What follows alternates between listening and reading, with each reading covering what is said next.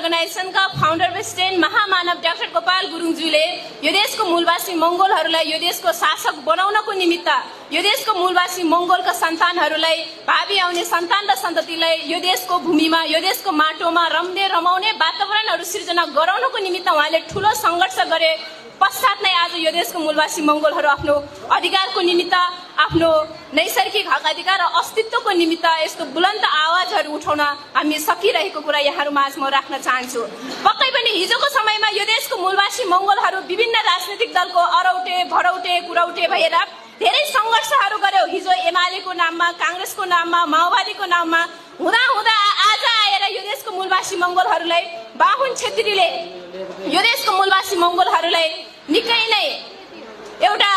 हामी एउटा शासक हुनुपर्ने मान्छेहरूलाई चाहिँ शासित बनाइरहेको अवस्था रहेको छ। यो चाहिँ के कारणले भइरहेको छ भने यो देशको मूलवासी मंगोलहरूमा चाहिँ राजनीतिक चेतना नभएकै कारणले आज यो देशको मूलवासी मंगोलहरू गुलामीको जिन्दगी बिताउन, गुलामीको जिन्दगीहरू जिउनको निमित्त हामी विवश भइरहेको छौं। त्यसैले अब उपरान्त अबको यो समयमा यो देशको मूलवासी मंगोलहरूले आफ्नो साझा घर, आफ्नो साझा राजनीतिक संगठन, आफ्नो भाषा, धर्म, संस्कार र संस्कृतिलाई संरक्षण गर्ने राजनीतिक दल कुन रहेछ, कसले चाहिँ आफ्नो अस्तित्वको निमित्त आवाजहरू उठाइराखेको छ भन्ने कुरालाई चाहिँ हामीले बेलैमा बुझ्नुपर्छ, बेलैमा चिन्तन मनन गर्नुपर्छ। हिजोको समयमा हाम्रो पुर्खाले एमाले, माओवादी, कांग्रेसको नाममा धेरै संघर्ष गर्यो, आर्थिक रूपमा, नैतिक रूपमा, भौतिक रूपमा धेरै संघर्ष गर्यो। त्यही पनि यो देशको मूलवासी मंगोलहरूको जीवन स्तर, यो देशको मूलवासी मंगोलहरूले गुजार्नु पर्ने जीवन स्तरहरू जस्ताको त्यस्तै पाइरहेको छौं र यो देशको मूलवासी मंगोलका सन्तानहरूले कहिले पनि आफू यो देशको नागरिक हो भन्ने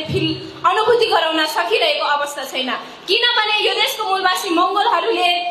वास्तविक राजनीतिलाई बुझ्न नै सकेन। यो देशको मूलवासी मंगोलहरू सिर्फ के भइरहेको छ भने एउटा गोठालोको जिन्दगी, एउटा नोकर चाकर कमराको जिन्दगी मात्रै बिताइरहेको थियो र हामीले एक छाप आफ्नो पेट पाल्नको निमित्त राजनीति गरिरहेको कारणले गर्दाखेरि हामी आज गुलामीको जिन्दगी बिताउनको निमित्त, गुलामीको जिन्दगी बनेर बस्नको निमित्त विवश भइरहेको छौं। त्यसैले यो देशको मूलवासी मंगोलहरू अब शासक बन्नुपर्छ। हाम्रो यो देशको मूलवासी मंगोलको सन्तानहरू पनि अब यो देशको राष्ट्रपति, प्रधानमन्त्री जस्तो महत्त्वपूर्ण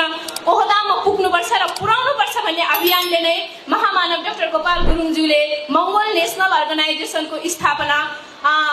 गर्नुभएको थियो। उहाँले यो देशको मूलवासी मंगोलहरूलाई शासक बनाउनको निमित्त, यो देशको मूलवासी मंगोलहरूलाई चाहिँ मालिक बनाउनको निमित्त संघर्ष गरेर आज यो संगठन खोलिदिइसक्नु भएको छ। त्यसैले हिजोको समयमा जे जस्तो लोभ प्रलोभनमा फसे पनि अबको यो समयमा चाहिँ हामीले आफ्नो भावी सन्तानको भविष्य बनाउनको निमित्त, आफ्नो सन्तानलाई यो देशको मालिक बनाउनको निमित्त चाहिँ एक प्रकारको राजनीतिक अभियानलाई नै लिएर मंगोल नेशनल अर्गनाइजेसनको राजनीतिक दर्शन र सिद्धान्तहरूलाई तपाईहरूले बेलैमा बुझ्नुपर्ने कुरा यहाँहरु माझ म राख्न चाहन्छु। पक्कै पनि हामीमा अलिकति मात्रै पनि राजनीतिक चेतना भइदियो भने, अलिकति मात्रै हामीमा राजनीतिक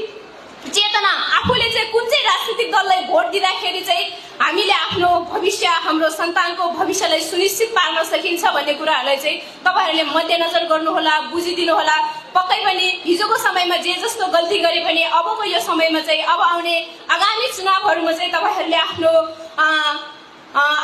महत्त्वपूर्ण आफ्नो त्यो मत अधिकारलाई चाहिँ मंगोल नेशनल अर्गनाइजेसनको चुनाव चिन्ह कुखुराको भालेमा तपाईले आफ्नो महत्त्वपूर्ण मतदान गरेर मंगोल नेशनल अर्गनाइजेसनको उम्मेदवारहरूलाई जिताइदिनु हुनको निमित्त म हार्दिक अनुरोध गर्न चाहन्छु। पक्कै पनि तपाईहरूले त्यो काम गरिदिनु भयो भने चाहिँ पक्कै पनि हामी यो देशको मूलवासी मंगोलहरू पनि शासक बनिनेछ। यो देशको मूलवासी मंगोलहरूले पनि आफ्नो भूमिमा आफू मालिक भएको अनुभूति गर्न सक्नुहुनेछ भन्ने कुरा यहाँहरुमाझ म राख्न चाहन्छु। पक्कै पनि समयको पाबन्दी छ, समयको पाबन्दीलाई मध्यनजर गरेर हाम्रो देशमा निकै नै महत्त्वपूर्ण आकर्षक व्यक्तित्व